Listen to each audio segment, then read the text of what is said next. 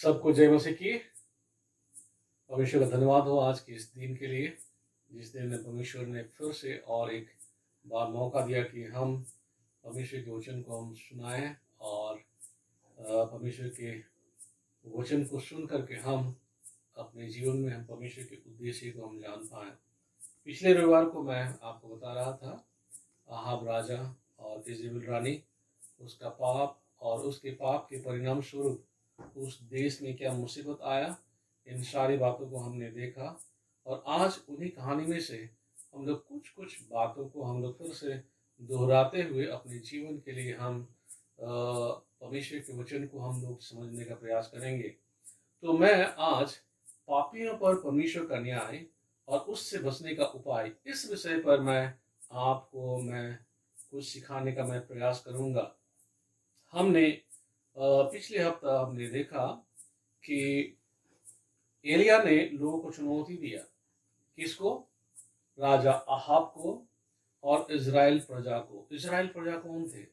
Israel वे लोग थे जो परमेश्वर के द्वारा चुने गए थे। इज़राइल वे लोग थे जो परमेश्वर के व्यवस्था को जानते थे, लेकिन जानबूझ करके उन्होंने पाप किया। जानबूझ करके वे मूर्ति पूजा में फंस गए और वे बाल की उपासना करने लगे। और उस देश में बाल के 450 पुजारी थे जो बाल देवता की आराधना करने के लिए इज़राइल की अगुवाई कर रहे थे। तो आज हम लोग उस बात को पुनः हम लोग चर्चा करेंगे जहाँ पे एलिया ने लोगों को चुनौती दिया, जहाँ पे एलिया ने आहाब राजा और इज़राइल को चुनौती दिया। हम लोग पहला राजा उसका 18 अध्याय हम लोग 21 पद में हम लोग इस बात को हम लोग देखते हैं। एलिया ने क्या कहा? और एलिया सब लोगों के पास आकर कहने लगा, तुम कब तक दो विचारों में लटके रहोगे? यदि यहोवा परमेश्वर हो तो उसके पीछे हो लो, और यदि बाल हो तो उसके पीछे हो लो। लोगों ने उसके उत्तर में एक भी बात न कही। एलिया ने क्या इजरायलियों को चुनौती दिया कि तुम कब तक दो विचारों में लटके रहोगे? अगर यहोवा परमेश्वर है तो उसके पीछे हो लो, और यदि बाल हो तो उसके पीछे हो लो। जब इस तरह का चुनौती एलिया ने इजरायलियों को दिया, राजा आहाब को दिया, तो यहाँ पे बाइबल में लिखा हुआ है कि लोगों ने उसके उत्तर में एक भी बात न कही। और उन लोगों को आगे क्या चुनौती देता है? 24 पद में हम लोग देखते हैं, 18 अध्याय का 24 पद में,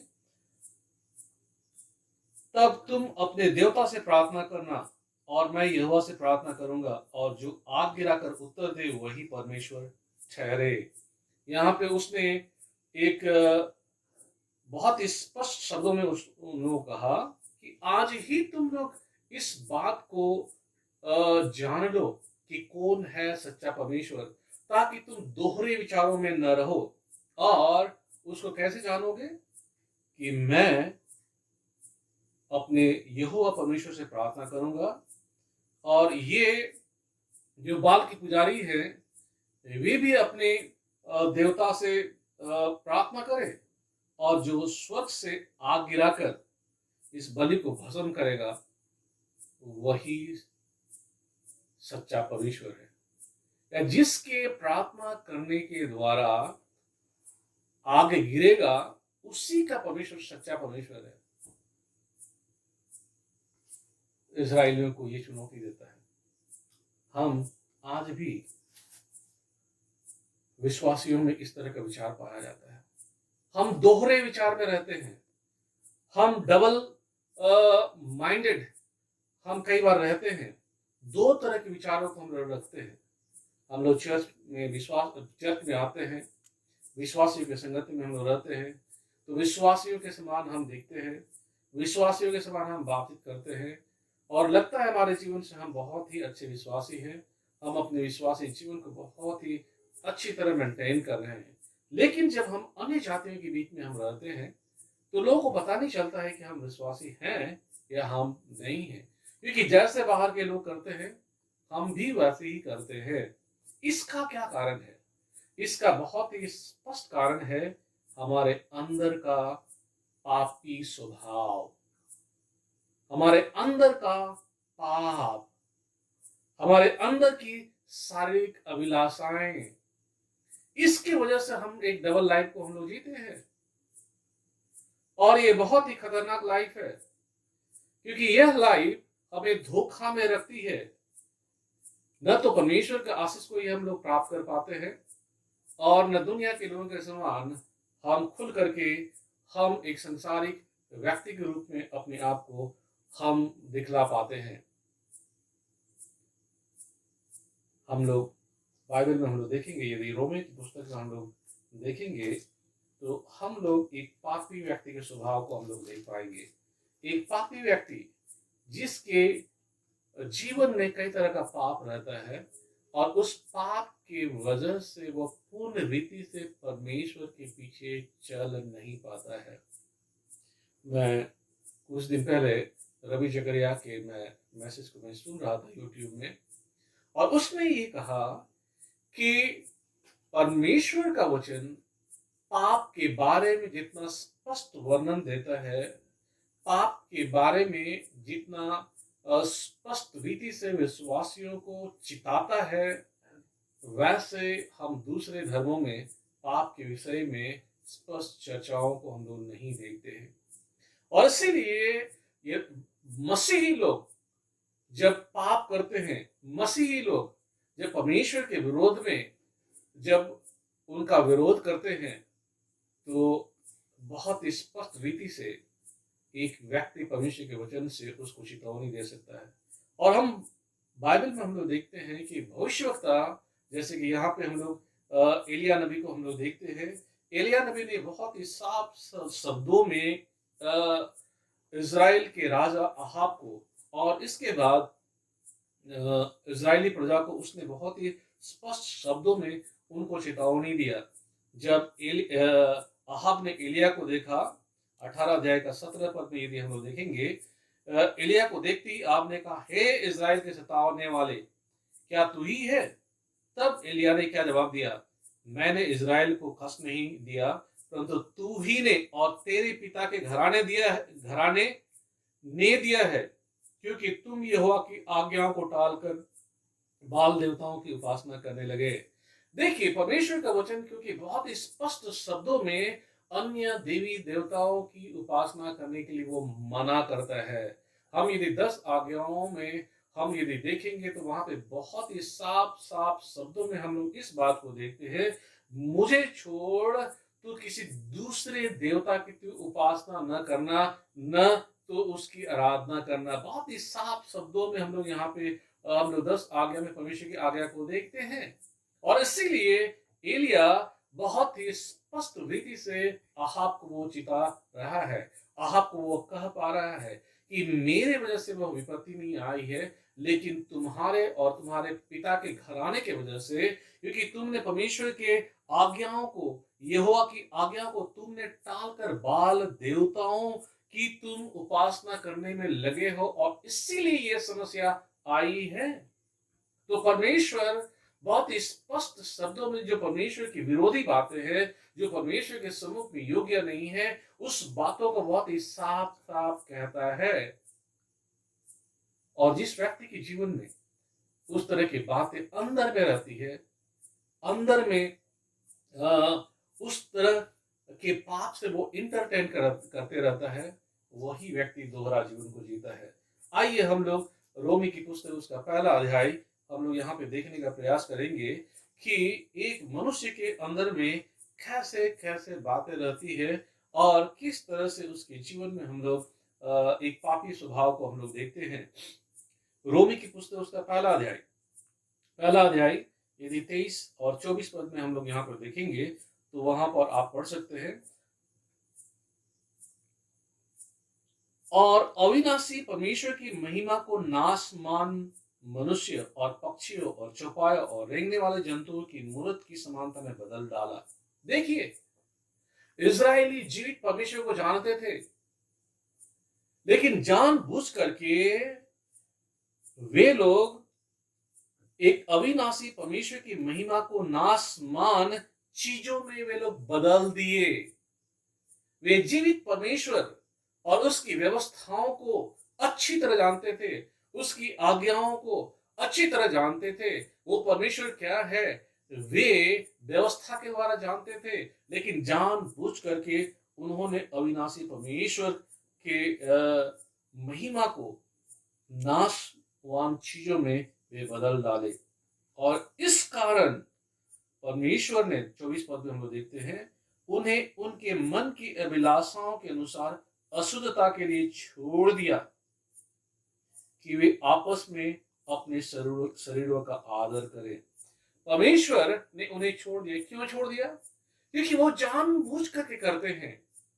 एक विश्वासी जो डबल जीवन को जीता है, जो दोहरा जीवन को जीता है, वो परमेश्वर के वचन को जानता है, लेकिन उसके अंदर में जो सांसारिक अभिलाषाएं हैं वो खत्म नहीं होती है। और इसीलिए परमेश्वर ऐसे व्यक्तियों को मन की अभिलाषाओं के अनुसार अशुद्धता के लिए उनको छोड़ देता है।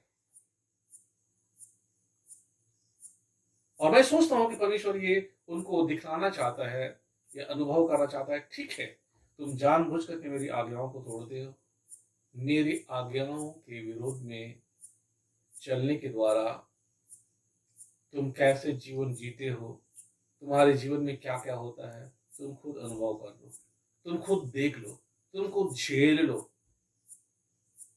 और परमेश्वर को छोड़ देता है। और वैसे लोग क्या करते हैं? मन की विलासाओं के अनुसार अपने जीवन को वे लोग अशुद्ध करते हैं और अपने शरीर का अनादर करते हैं। अपने शरीर का अनादर करने का मतलब ये क्या है? कई बार कई चीजें और कई आदतें जो उनके जीवन को, उसके शरीर को बर्बाद करता है, उनके शरीर को घायल करता है, उनके विवेक को दूषित करता है, और कई शरीर की कई चीजों में विकृतियों को लाता है।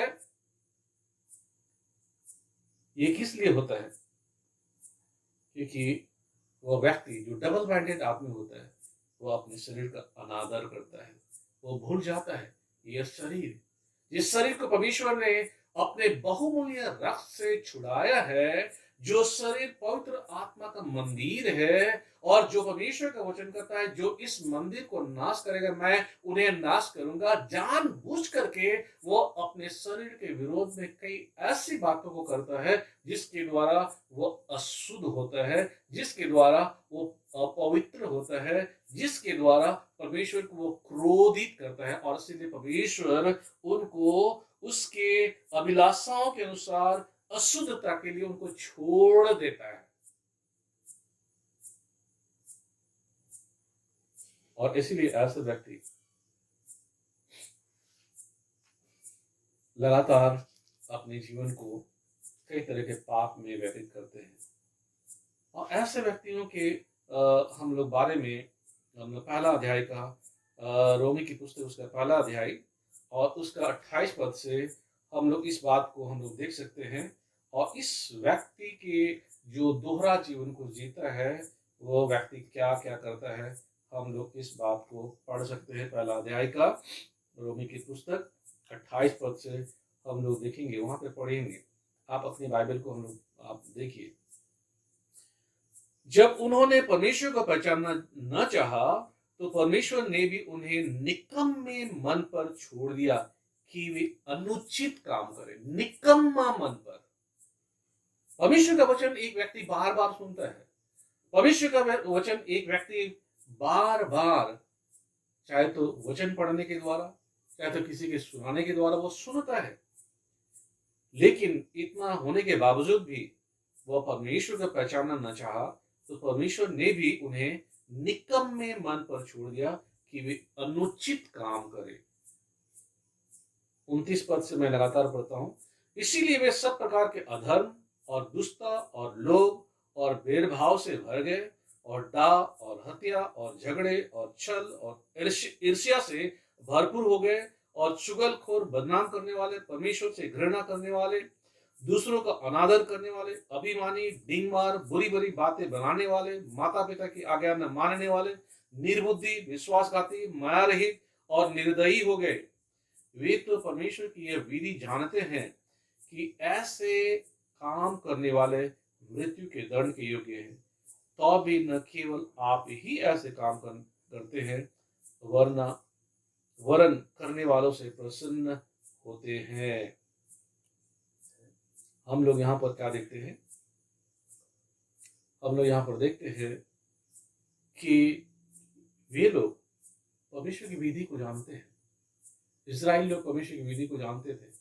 आहाब राजा परमेश्वर की विधि को जानता था, लेकिन जानबूझ करके उन्होंने बाल देवता की उपासना की।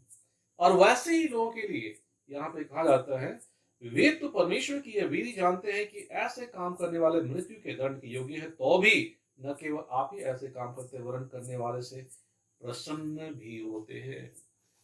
वे लोग जानते हैं, आप जानता था अच्छी तरह कि परमेश्वर की व्यवस्था को तोड़ने का अंजाम क्या होता है, उसका दंड परमेश्वर की तरफ से क्या होता है। परमेश्वर ने ऐसे व्यक्तियों के लिए कौन सा दंड रखा है जानता था, लेकिन फिर भी उन्होंने गलत काम किया। इजरायली प्रजा और सबको मूर्ति पूजा में उन्होंने धकेल दिया। हम लोग परमेश्वर के वचन में हम लोग देखते हैं कि परमेश्वर एक न्यायी परमेश्वर है, और परमेश्वर जो कुछ भी करता है वह अपने वचन पर कहे गए उस व्यवस्था के अनुसार ही करता है। परमेश्वर उसके बाहर कुछ नहीं करता है। आप यदि पहला राजा उसका यदि 18 अध्याय और 18 अध्याय में आप क्या देखते हैं? 18 अध्याय में आप यदि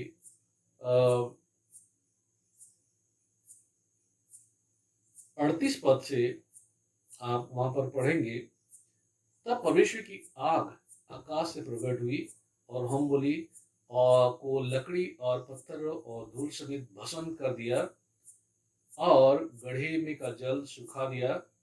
यह देखकर सब लोग मुंह के बल गिर कर बोल उठे, यहोवा ही परमेश्वर है, यहोवा ही परमेश्वर है। एलिया ने उससे कहा, बाल के नबियों को पकड़ लो, उनमें से एक भी छूटने न पाए। तब उन्होंने उनको पकड़ लिया और एलिया ने उन्हें नीचे किशोन के नाले में ले जाकर मार डाला।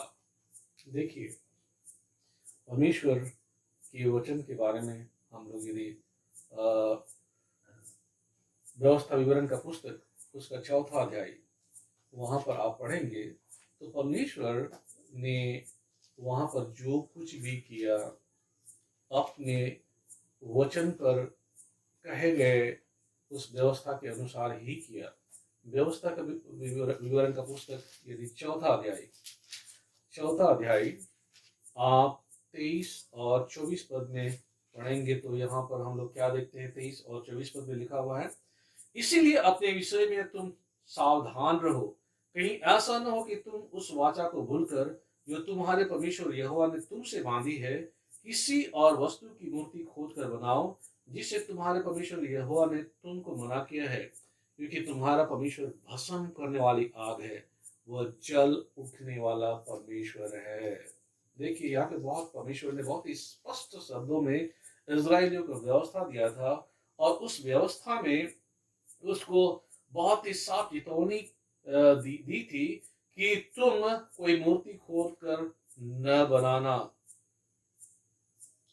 जिसे तुम्हारे परमेश्वर यहोवा ने मना किया है, क्योंकि तुम्हारा परमेश्वर भस्म करने वाली आग है। परमेश्वर भस्म करने वाला परमेश्वर है।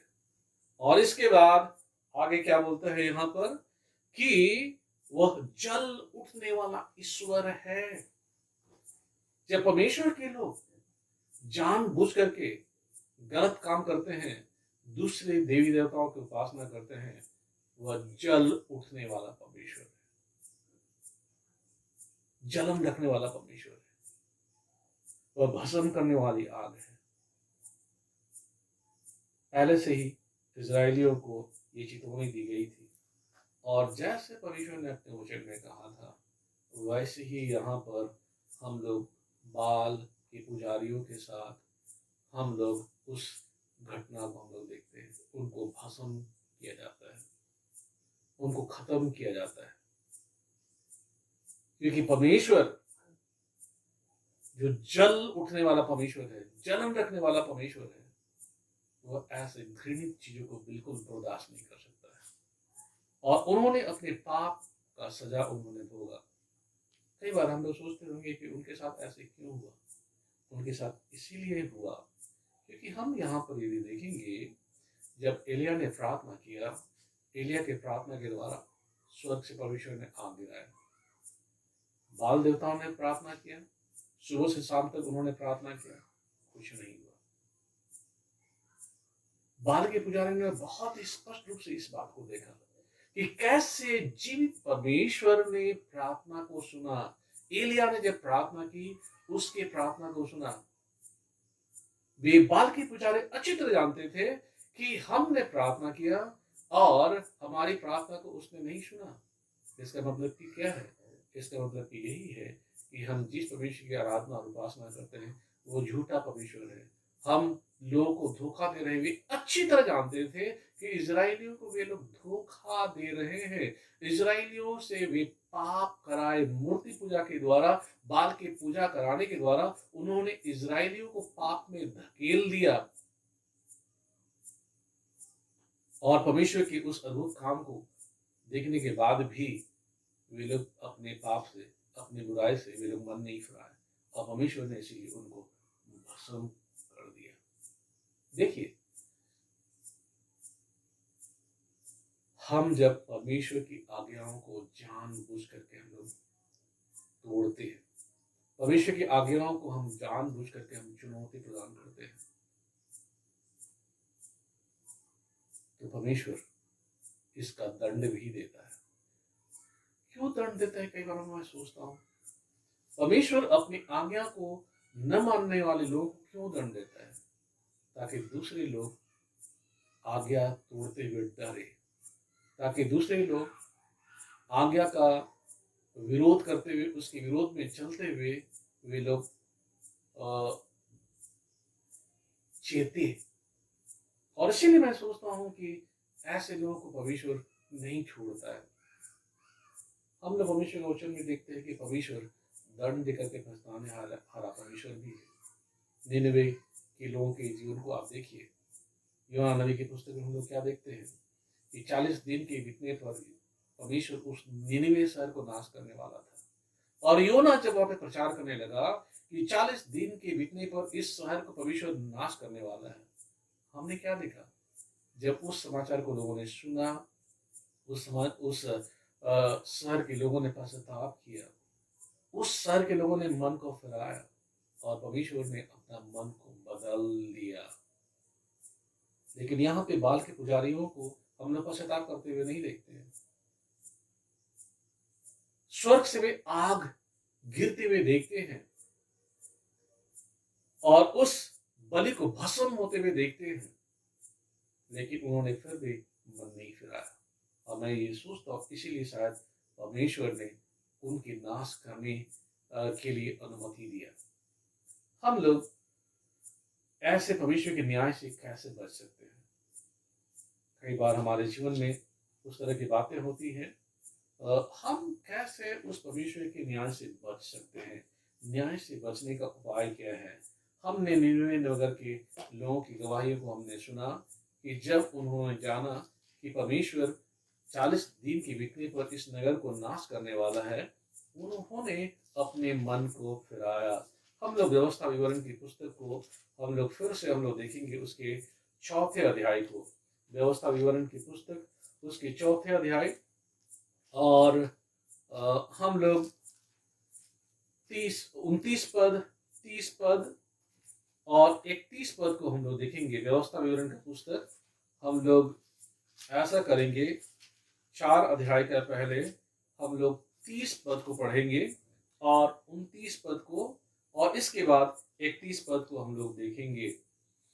हम लोग यहाँ पे क्या देखने जा रहे हैं कि कैसे हम परमेश्वर के न्याय से हम बच सकते हैं, या परमेश्वर के न्याय से बचने का उपाय क्या है। यदि आप दोहरा जीवन जीते हैं, यदि आप परमेश्वर के आज्ञाओं को जानबूझ करके तोड़ते हैं, और उसके परिणाम स्वरूप आपके जीवन में कई तरह की समस्याएं आती है, या समस्याओं में आप घिर जाते हैं, तो हमारे लिए परमेश्वर के द्वारा दी गई व्यवस्था क्या है, हम लोग इस बात को हम लोग देखें, ताकि ऐसे हर एक लोग जो दोहरा जीवन जीते हैं, जो डबल माइंडेड जीवन जीते हैं, वे लोग उससे बचे, परमेश्वर के दंड से वे लोग बचे।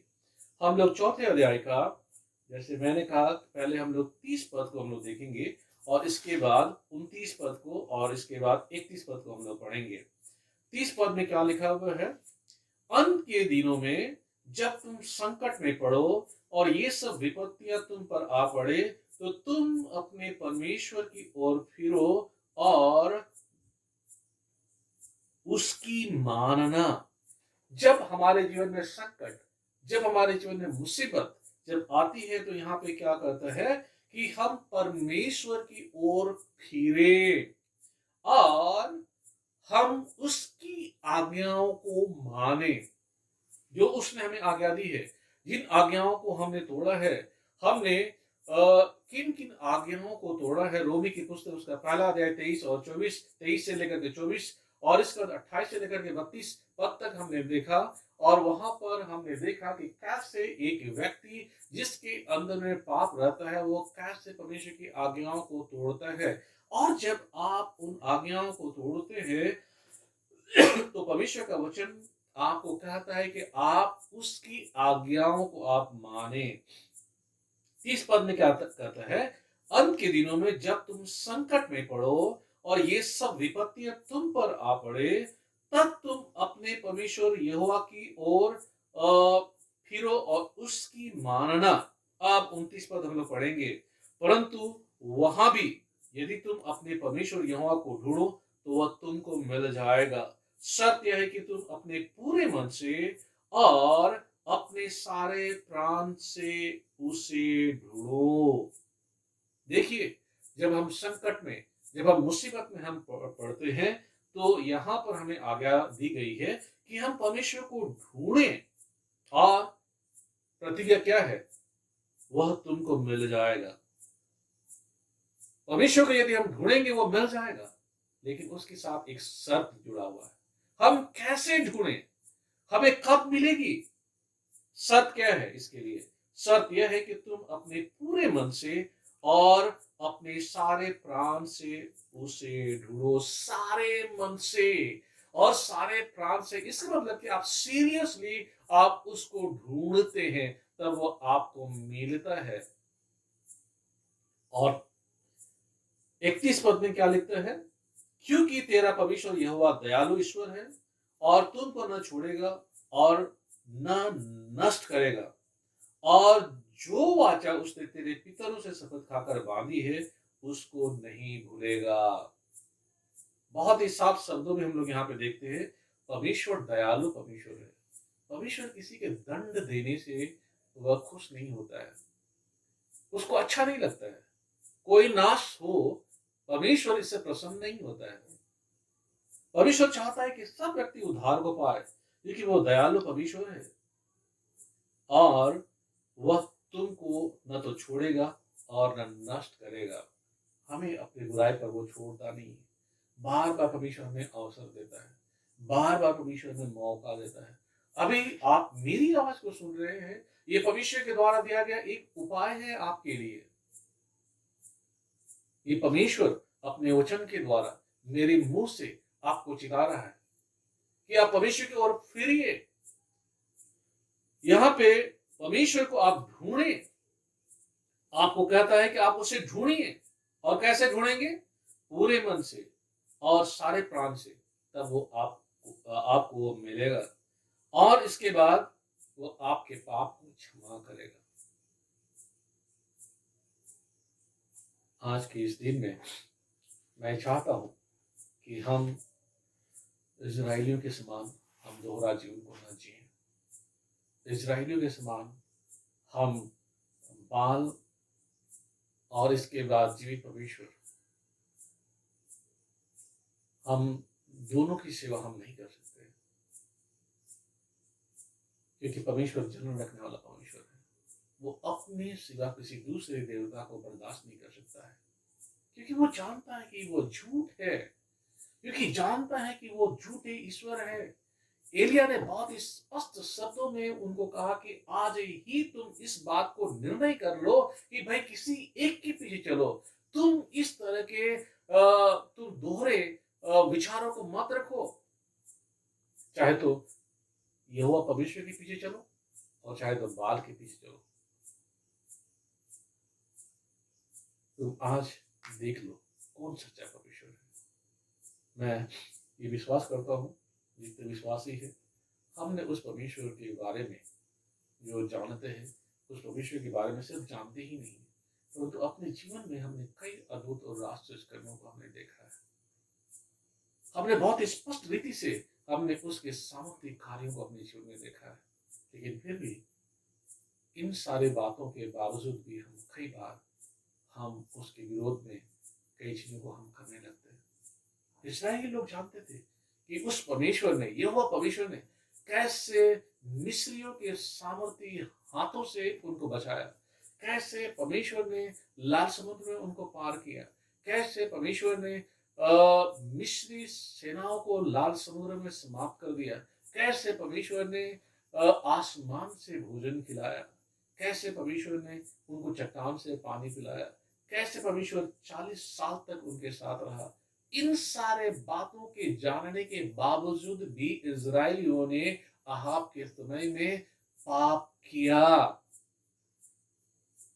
परमेश्वर की आज्ञा के विरोध में बाल की उपासना की।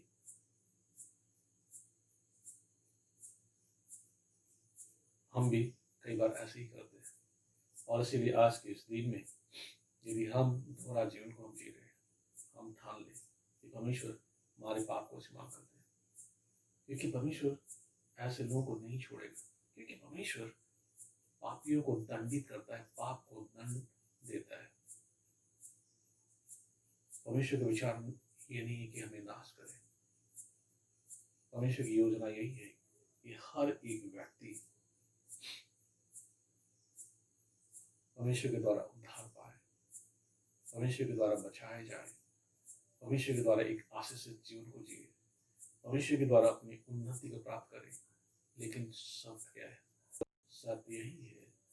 सत्य बहुत ही स्पष्ट शब्दों में यहाँ पे हम लोग व्यवस्था विवरण का पुस्तक उसका 4 अध्याय का 29 पद में हम लोग देखते हैं कि सत्य यही है कि तुम अपने पूरे मन से और सारे प्राण से उसको ढूंढिए, उसकी आज्ञाओं को मानिए, उसका आदर कीजिए, उसके निमित्त एक पवित्र जीवन को जिए।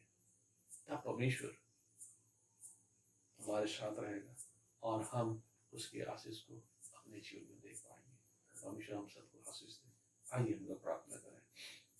अनुग्रह हृदय से भरा परमेश्वर, हम आपका धन्यवाद करते हैं आज के इस दिन के लिए, जिस दिन पिता परमेश्वर इजराइलियों के जीवन से आपने पिता परमेश्वर ने कई बातें सिखाया। वे लोग दोहरा जीवन को जी रहे थे। वे जीवित परमेश्वर की उपासना भी करना चाहते थे और बाल की उपासना भी वे कर रहे थे, लेकिन वे लोग भूल गए थे कि वो परमेश्वर जो यहोवा परमेश्वर है, वह जलन रखने वाला परमेश्वर है। वो परमेश्वर अपने सामने किसी दूसरे ईश्वर को वो देखना नहीं चाहता, क्योंकि वो जानता है कि बाकी सारे के सारे ईश्वर झूठे हैं। और एलिया ने इस बात को प्रमाणित किया कि कौन सच्चा परमेश्वर है। सच्चा परमेश्वर वही है जो प्रार्थनाओं को उत्तर देता है। सच्चा परमेश्वर वही है जो अपने अद्भुत और आश्चर्य कर्मों को अपने लोगों के बीच में प्रकट करता है। बाल के पुजारियों ने भी अपने देवताओं को पुकारा, लेकिन उन देवताओं ने नहीं सुना। लेकिन एलिया ने अपने यहोवा परमेश्वर को पुकारा, उसने सुना। हम अपने जीवन के द्वारा कई बार पिता परमेश्वर आपके अद्भुत और आश्चर्य कर्मों को जानने के बावजूद भी संसार और शरीर के विलासाएं और शैतान का चालाकी हमें आपके मार्ग से हमें भ्रमित करता है, आपके मार्ग से हमें दूर ले जाता है। और कई बार जानबूझ करके जब हम परमेश्वर की आज्ञाओं का उल्लंघन करते हैं पिता, हम आपके दंड को पाते हैं। अपने जीवन में कई समस्याओं से हम घिर जाते हैं। यदि हमारे जीवन में भी ऐसी बातें हैं, उन्हें देखिए पिता परमेश्वर, हम पूरे मन से आपको ढूंढे, पूरे मन से आपके खोजी बने, पूरे मन से हम पश्चाताप करें, पूरे मन से आपके सम्मुख में आए और सिर्फ आपकी के पीछे चलने वाले हम व्यक्ति बने, सिर्फ आपकी आज्ञाओं को मानने वाला व्यक्ति बने, सिर्फ आपको प्रसन्न करने वाला हम व्यक्ति बने। हम न तो संसार को प्रसन्न कर सकते हैं और न तो पिता परमेश्वर संसारिक चीजों में हम पिता परमेश्वर सच्ची आनंद को हम प्राप्त कर सकते हैं। सच्चा आनंद देने वाला तो आप ही हैं, सच्ची शांति देने वाला परमेश्वर तो आप ही हैं। आप कभी न अंत होने वाला आशीष को देने वाला परमेश्वर है। उन्हें देखिए पिता परमेश्वर, हम ऐसे परमेश्वर के पीछे हमेशा चले, उसकी आज्ञाओं को मानने में हम सतर्क रहे, हमारे सारे अपराधों को क्षमा कर, हमारे गुनाहों को दूर कर दे और हमें एक सीधा मन दे, हमें एक नम्रता का हृदय दे, ताकि बड़ी सिधाई के साथ हम आपके वचन का पालन करें और हम पिता परमेश्वर आपके दंड नहीं परंतु आपके आशीषों के भागीदार बने। हम सारा आदर और महिमा आप ही को देते हैं। सारे विश्वासियों को आपके अनुग्रह हाथ लीजिए सौंपते पिता परमेश्वर, और ये प्रार्थना विनती यीशु के नाम से मांगते सुंदर अपने राज्य ग्रहण कर। आमीन आमीन।